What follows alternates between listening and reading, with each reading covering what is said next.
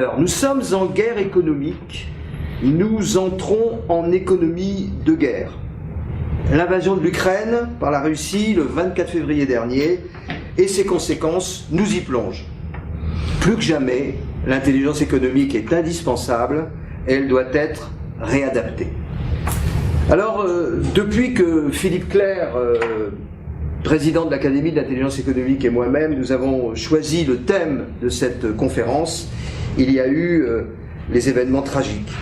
Et c'est la raison pour laquelle, dans l'organisation, nous avons un peu changé les choses, et donc j'orienterai les questions à vous, les intervenants, en deux temps, c'est-à-dire le programme national d'intelligence économique tel qu'il est prévu par cette proposition de loi, et deuxièmement, les nouveaux enjeux de guerre économique, c'est-à-dire l'analyse de la nouvelle conflictualité et ses conséquences. Avant tout, je tiens à adresser mes chaleureuses félicitations à Madame Lienemann, Madame la Ministre, chère Marie-Noëlle. Initiative excessivement positive de faire une proposition de loi, parce qu'il faut savoir qu'en intelligence économique, c'était manquant.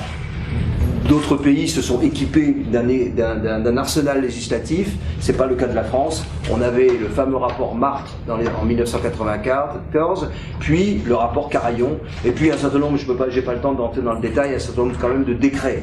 Mais il manquait une loi. Espérons que la proposition de loi du Sénat aura une suite. Alors, pourquoi dans le domaine de l'intelligence économique sommes-nous en retard en Europe et en particulier en France? Alors, en fait, il y a une personne qui s'appelle Ali Laïdi, qui a travaillé avec nous et qui est docteur en sciences politiques et journaliste sur la chaîne de télévision France 24, que je vous invite à regarder. En dernière minute, il est empêché, donc je vous prie de l'excuser. Il m'a demandé de le faire. En fait, pour lui, pourquoi on est en retard? En fait, je parle sous son contrôle. Nos élites politiques, nos élites économiques, nos élites européennes, nos élites médiatiques sont à côté de la plaque. Alors, voilà. Maintenant, ça va être moins le cas. Et dès que j'ai eu connaissance de cette proposition de loi sénatoriale du 25 mars 2021 qui porte création d'un programme national d'intelligence économique, j'ai souhaité monter un événement en tant que président d'un groupe professionnel 1980 à Sciences Po à Lumni. Donc nous avons un très beau panel, je crois. Donc Madame, à tout seigneur, tout honneur, Madame Marie-Noëlle Lienemann, qui est sénatrice, qui est ancienne ministre. On a un autre politique, c'est Guillaume Casparian, qui est député de l'Eure-et-Loire, La République En Marche, qui est membre de la Commission des Affaires économiques et qui est auteur du rapport de mission gouvernementale 5 chantiers pour simplifier et accélérer les installations industrielles. Alors je dois dire que toute la dimension industrielle m'intéresse, puisque je suis également président du comité économie d'ingénieurs et scientifiques de France. D'ailleurs, nous avons dans la salle Jacques Bongrand, qui est coordonnateur des comités. Et on essaie de trouver des ponts entre les sciences politiques et les sciences de l'ingénieur à dominante informatique. À ma gauche, Geoffrey Célestin Urbain, qui est Sciences Po Énarque et qui est chef du service de l'information stratégique et de la sécurité économique, la SIS, à la Direction Générale des Entreprises du ministère de l'Économie et des Finances et de la Relance. Vincent Desroches du SGDNS, c'est-à-dire, j'ai mal prononcé, SGDSN, Secrétariat Général de la Défense et de la Sécurité Nationale. Et puis, mon ami Philippe Clerc, que je connais depuis des années, qui est président de l'Académie de l'intelligence économique et qui succède à une personnalité, Alain Juillet.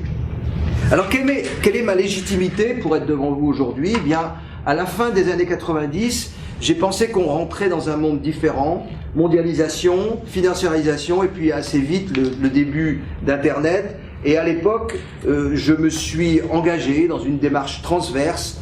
Le but, mettre en perspective des concepts et fédérer des hommes avec un grand H. Et depuis, je poursuis cette ambition.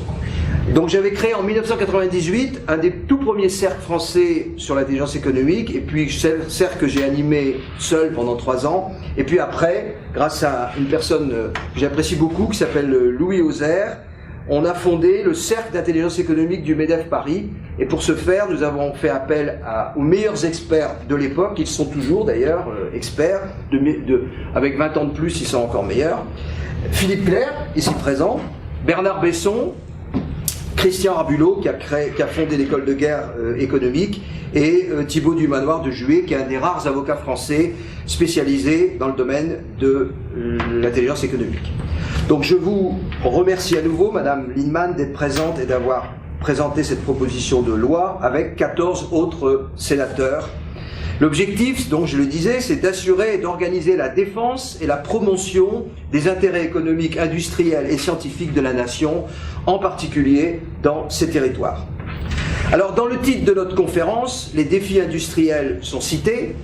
Une notion nouvelle, une nécessaire renaissance de l'industrie française est indispensable.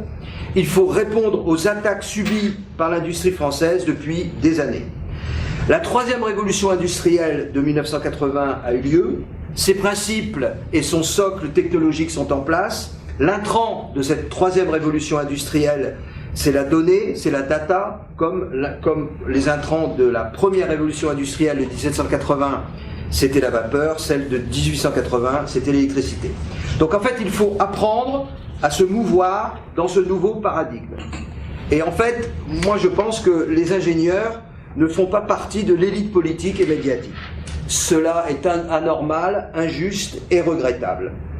Et en fait, je crois que pour répondre aux défis et aux opportunités exceptionnelles de cette troisième révolution industrielle, puisqu'on arrive à des rendements croissants, et également aux menaces exceptionnelles également, notamment les problèmes de cybersécurité qui sont gigantesques, eh bien en fait, la place de la formation en mathématiques, la formation en informatique, la formation scientifique est très, très utile, et le travail en collectif est très important. D'ailleurs, cette conférence d'aujourd'hui est labellisée dans le cadre des Journées nationales de l'ingénieur, des ingénieurs, qui est organisée par IESF.